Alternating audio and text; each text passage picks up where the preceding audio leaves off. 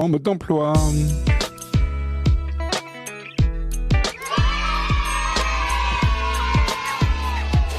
Et aujourd'hui, dans Parents, Enfants, Mode d'emploi, on va parler de l'estime de soi chez les enfants avec, comme chaque semaine pour le moment, Covid oblige, Dorothée Gabet qu'on retrouve par téléphone. Bonjour Dorothée.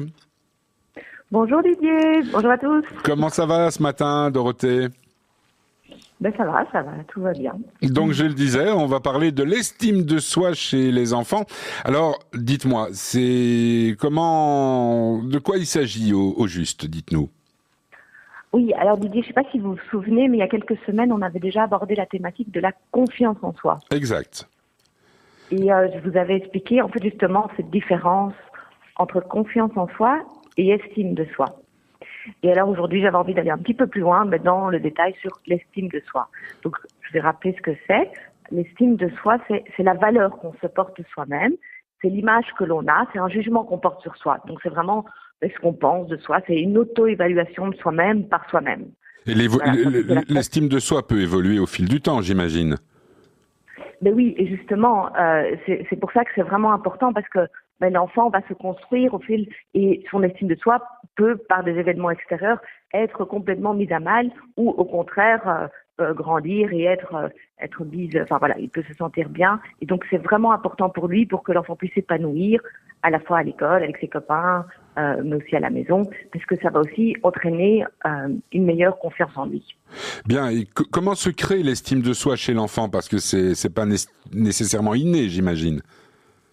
Non, alors justement, donc c'est vraiment une valeur qui est influencée au début par l'entourage de l'enfant et par l'image que les adultes vont renvoyer à l'enfant dès sa plus tendre enfance, parce que en fait au début, l'enfant, il sait pas ce qu'il vaut, et donc c'est finalement dans le regard de l'adulte qui va se construire. Et donc c'est là qu'en fait notre rôle en tant que parent, mais aussi en tant qu'éducateur ou enseignant, est vraiment primordial, parce que l'estime de soi va se bâtir d'abord par les paroles reçues. Et donc, on doit vraiment essayer d'aider notre enfant à se construire une bonne estime de lui en soulignant verbalement ses points forts, ses talents, et pour amener notre enfant à être fier finalement de ce qu'il est et de se connaître en fait lui-même. Et donc, voilà. Donc, n'hésitons pas à utiliser chaque petit moment pour mettre en avant ce qui fait de bien, ses réussites. Et parce que si on n'arrête pas de dire à notre enfant, non, tu n'y vas pas y arriver, si on le casse tout le temps, oui, ça va s'ancrer en lui et je peux vous dire que ça risque de se passer pour lui. Ah j'imagine, c'est limite criminel d'ailleurs. Comment est-ce qu'on peut faire en tant que parent pour aider son enfant à avoir une bonne estime de lui-même ? Oui, alors voilà, j'avais envie de vous partager quelques idées aujourd'hui. Alors, premièrement, la première chose, c'est de ne pas surprotéger notre enfant. Ça va être compliqué pour les mères juives qui nous écoutent. Effectivement, mais vraiment essayer en fait de lui donner son autonomie, de le responsabiliser, parce que si on ne lui permet pas de prendre des risques et qu'on fait tout à sa place, en fait, il n'a pas l'occasion de se rendre compte qu'il est capable et qu'il vaut quelque chose, en fait. Donc, voilà, essayons de lui laisser chercher la et de lui laisser se servir de l'eau quand il en a envie. Alors, c'est un bon début. C'est un bon début. Alors, un deuxième point, c'est de croire en son enfant pour que lui-même puisse croire en lui. Donc aussi, ça veut dire que si l'enfant échoue, on doit essayer d'apprendre à notre enfant à rester positif et à avoir les opportunités dans chaque difficulté. Alors c'est quelque chose que je répète souvent, qui vient de la discipline positive, mais vraiment, l'erreur est une merveilleuse opportunité d'apprentissage. C'est ce qu'on dit, on apprend plus de ses erreurs que de ses échecs que de ses réussites. Hein. C'est l'adage, en fait. C'est l'adage, exactement. Et donc voilà, croyons en nos enfants et même quand ils ratent, encourageons-les. Alors, le troisième point, c'est d'expliquer à nos enfants que notre amour est inconditionnel. Donc, de nouveau, même quand ils échouent, même si on est en colère. Voilà, une phrase qu'on peut dire à nos enfants tout le temps, c'est « Je t'aime, quoi qu'il arrive et quoi que tu fasses ». Alors pourquoi c'est important ? Parce qu'en fait, une des composantes de l'estime de soi, c'est l'amour de soi. Et donc, si on veut que nos enfants apprennent à s'aimer, on doit aussi, nous, les aimer de façon inconditionnelle, même quand ils ne font pas exactement ce qu'on aimerait qu'ils fassent. Alors, sinon, ils vont finir par croire qu'on les aime uniquement lorsqu'ils réussissent, uniquement lorsqu'ils font des bonnes choses, Et ça, c'est aussi assez dommageable. Bien, alors il y a aussi le fait, j'imagine que, comme vous dites, quelles que soient les circonstances, il faut encourager les enfants. Ça n'a rien à voir avec les aimer, c'est deux choses distinctes. Bien sûr que les aimer, vous le disiez, ça doit être inconditionnel, mais l'encouragement est quelque chose d'important, j'imagine. Oui, alors vraiment, moi, c'est une citation que j'aime beaucoup, c'est « L'encouragement est à l'enfant ce que l'eau est à la plante ». Donc c'est une citation de Rudolf Dreikurs, qui est à la base de nouveau de la discipline positive. Et vous allez voir, j'aime beaucoup les citations ce matin. Alors parce que voilà, je trouve qu'elles parlent et que en fait, pour les enfants, c'est tous les encouragements. On doit essayer de les féliciter pour leur progrès et pour les efforts fournis. Alors j'avais envie aujourd'hui d'expliquer en fait la différence entre des encouragements et des compliments. Alors c'est pas toujours naturel et c'est vrai que en fait, en tant que parent, on se rend pas toujours compte au premier abord, mais de la différence entre donc des encouragements et des compliments. Mais je vais vous donner un petit exemple concret. Donc, par exemple, notre enfant revient de l'école et avec son bulletin, il a des super résultats en mathématiques. Et donc, si on dit à notre enfant, bravo, je suis fière de toi, tu es vraiment intelligent, tu es très fort en mathématiques, waouh, que des 18 et des 20 sur 20, tu mérites une récompense. Alors, donc ça c'est la première version. La deuxième version, tu as travaillé dur et tu mérites ton succès. Tu peux être fier de toi. Regarde le chemin que tu as parcouru. Et donc là, c'est la différence, comme vous le disiez, entre le compliment et l'encouragement. On est d'accord, hein? Voilà. Donc dans le premier cas, c'était un compliment, et dans le deuxième cas, c'est un encouragement. Alors, c'est vrai que les compliments, on en fait souvent à nos enfants.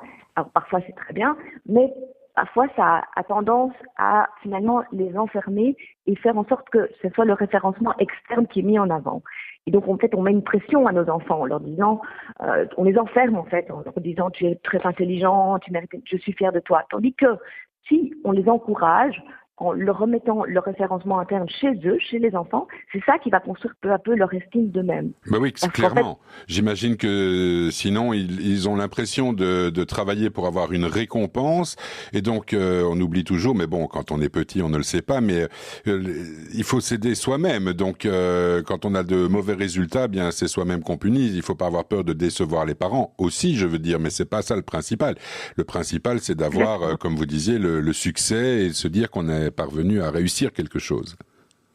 C'est exactement ça. Et ça, c'est vraiment quelque chose de primordial de renforcer ce référencement interne, parce que c'est ça qui va permettre à l'enfant de se sentir valorisé, capable, et en fait vraiment de se sentir pousser des ailes, parce que c'est lui qui a réussi et il ne le fait pas pour quelqu'un d'autre, il le fait pour lui.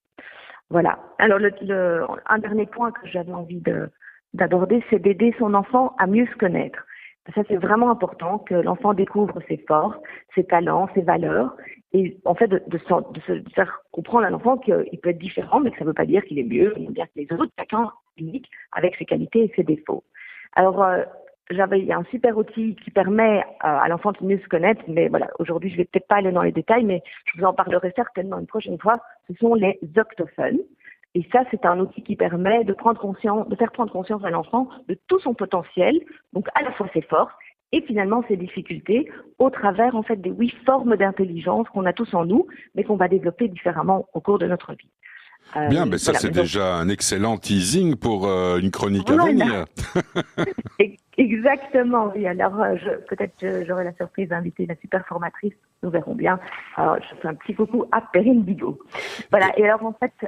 Oui. Non, allez-y, je vous écoute, je suis tout ouïe. Pour terminer la chronique, vous savez, j'aime bien donner des petits outils pratiques qu'on peut mettre tout de suite en place à la fin de la chronique. Et donc, voilà, j'avais envie de vous donner 3 petits outils que vous pouvez utiliser.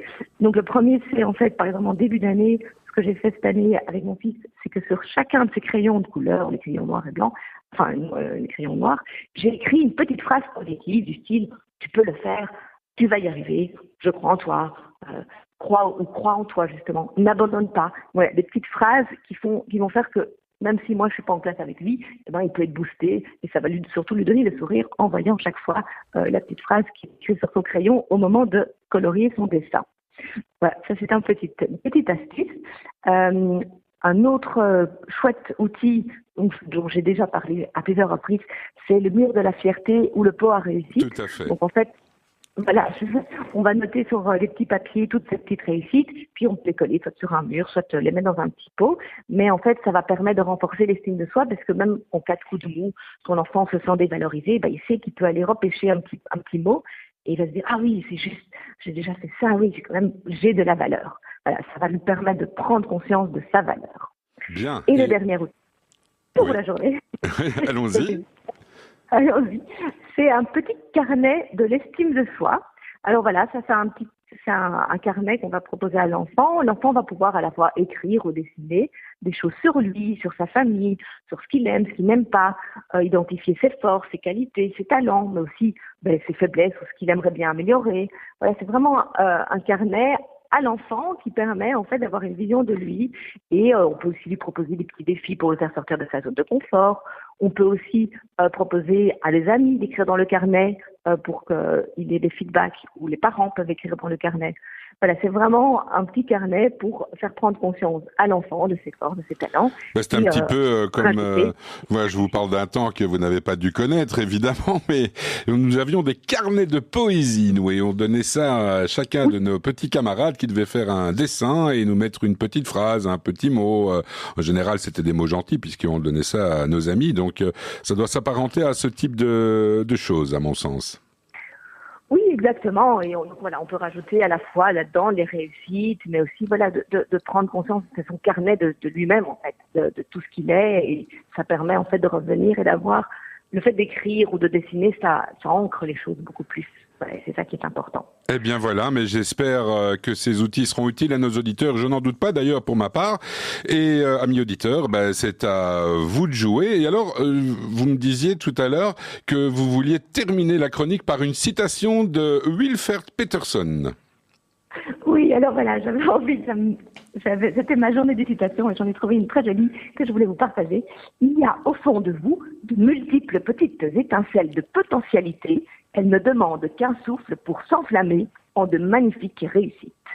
Merci beaucoup Dorothée Gabet. On se retrouve très vite dans la matinale, c'est-à-dire peut-être la semaine prochaine ou dans 15 jours, puisque Émilie Bénichou est de retour. Et donc, au plus tard, dans 15 jours, Dorothée. Merci. Avec plaisir. Une belle journée à vous. Et prenez soin de vous surtout. Au revoir. Merci beaucoup, vous aussi. Au revoir.